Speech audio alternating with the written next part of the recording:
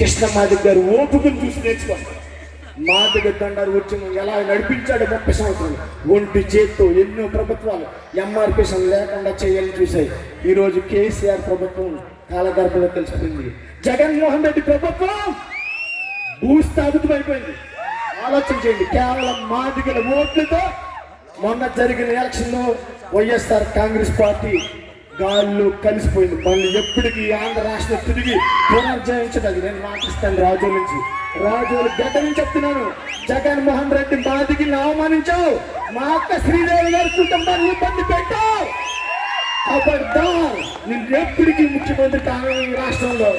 నా పేరు శెట్టిం శ్రీనివాస్, మాదిగ సామాజిక వర్గం. నాకు ఎటువంటి రాజకీయ బ్యాక్గ్రౌండ్ లేదు. మా రైతు కూలి, మా తాత డబ్బు కార్మికుడు. నాకు చర్మం వలసడం వచ్చు, చెప్పులు చుట్టడం వచ్చు. నేను చిన్న స్థాయి కుటుంబంలో జన్మించిన వ్యక్తిని. ఈరోజు ధైర్యంగా నా జాతి కోసం నిరంతరం నియోజకవర్గంలో కష్టపడతాను. ఎక్కడ ఒకటే అడుగుతున్నాను, ఎక్కడ మాదిగ సోదరులు అన్ని గ్రామాల నుంచి వచ్చారు. 59 నా సహాయం కానీ నా అవసరం కానీ లేని వాళ్ళు ఒక్కరైనా ఉంటే కనుక నా నియోజకవర్గంలో బాగా నేను గుండు గిసుకుని రాజేవి వాళ్ళు నేను తొలగించుకుంటాను. చెప్పండి.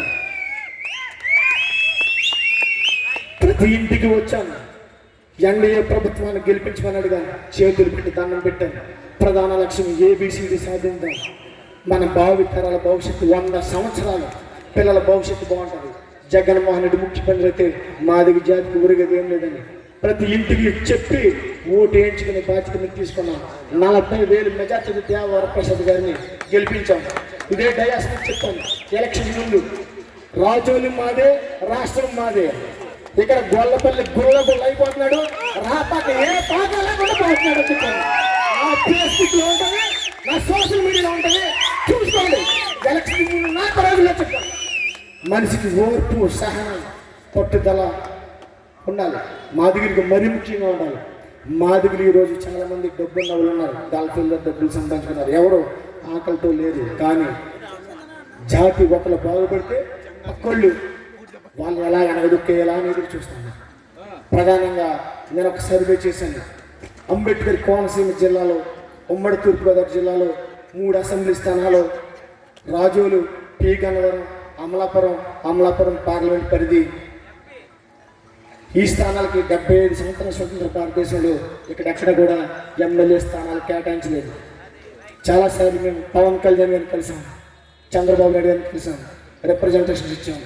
వాళ్ళకున్న రిపోర్ట్ ఏంటో తెలిసాం. ఇక్కడ మాదిగుళ్ళు ఐక్యత లేదు. చెప్తాను, గమనించలేదు. ఓర్పుతో లేని చెప్తాను మాట ఆవేశం. మనకి కావాల్సింది ముఖ్యంగా మాదిగులు ఐక్యత తీసుకురావాలి. మన ప్రధాన లక్ష్యం మాదిగులు ఐక్యతగా ఉండాలి. ఈ రిపోర్ట్ ఇంకా చాలా చెప్పవలసి ఉంది. నేను దయచేసి ఎవరినైనా నొప్పించుంటే మనస్ఫూర్తిగా హంబుల్ రిక్వెస్ట్ చేస్తాను, మన్నించండి, క్షమించండి దయచేసి. ఈ సమావేశానికి ముఖ్య అతిథిగా మనకు ఇచ్చేసినటువంటి డాక్టర్ శ్రీమతి ఉండవల్లి శ్రీదేవి గారు, మాదిగ ఫైనాన్స్ కార్పొరేషన్ చైర్పర్సన్గా ఆంధ్రప్రదేశ్ రాష్ట్ర ప్రభుత్వం నియమించిన తర్వాత మాదిగుల్లో, ఉమ్మడి తూర్పుగోదావరి జిల్లాలో ఉన్న మాదిగుల్లో కొత్త వెలుగులు నిండాయని సందర్భంగా తెలియజేస్తున్నారు. ఉన్న 340 కోట్ల రూపాయలు మేడం గారు మేము అడుగుతా ఉన్నాను. ఇక్కడ ఈ జిల్లాలో మా నియోజకవర్గంలో కానీ ఈ 7 నియోజకవర్గాలు కానీ మాదిగురికి ఎస్సీ కార్పొరేషన్ సబ్సిడీ అనేది అందరి ద్రాక్షగా ఉంది. దయచేసి మీకు 2 చేతులు జోడించి వేడుకుంటా ఉన్నాను. ఎవరైతే అర్హులు ఉంటారో, ఎవరైతే దాన్ని వినియోగించుకుంటారో వారికి ఖచ్చితంగా ఆ సబ్సిడీ ఫలాలు అందే విధంగా మీ యొక్క ప్రయారిటీ మొదటిగా మా జిల్లాకి ఇవ్వాలని చెప్పేసి ఈ సభాముఖంగా మీ అందరి తరపున 2 చేతులు జోడించి మేడం గారికి నమస్కరించుకుంటున్నాను. థ్యాంక్ యూ అండి. Thank you very much. Thank you madam గారు.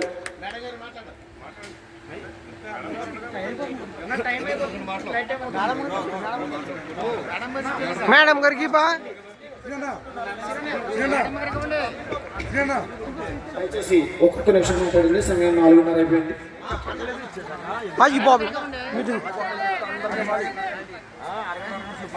మందపాటి చంద్రశేఖర్ గారు, Madiga corporation director, Andhra Pradesh Telugu Desam party Mandapeta నియోజకవర్గం నుంచి ఎమ్మెల్యే గారు. ఆయన అనుచరుడిగా తెలుగుదేశం పార్టీలో అటు ఇటు పోకుండా నిరంతరం మండపేట నియోజకవర్గం తెలుగుదేశం పార్టీని పట్టిగా ఉన్నాడు కాబట్టి క్రమశిక్షణతో ఇలా రాష్ట్ర కార్పొరేషన్ డైరెక్టర్గా నియమించబడ్డాడు. ఆయన్ని ఒకే ఒక నిమిషం శుభాలు తెలియజేసిన కోరుచాను. మా చైర్మన్ గారికి నా వందనాలండి. స్టేజ్ మీద ఉన్న నా జాతి పెట్టలకి, స్టేజ్ ముందు ఉన్న నా జాతి అందరికీ కూడా నా వందనాలు. నేను తెలుగుదేశం పార్టీలో ఎంతో కష్టపడారండి. మా ఎమ్మెల్యే జోగేశ్వరరావు గారు వెంట ఉండి ఆయన ప్రతి దాంట్లో నేను కష్టపడి వచ్చాను. ఈరోజు నేను మన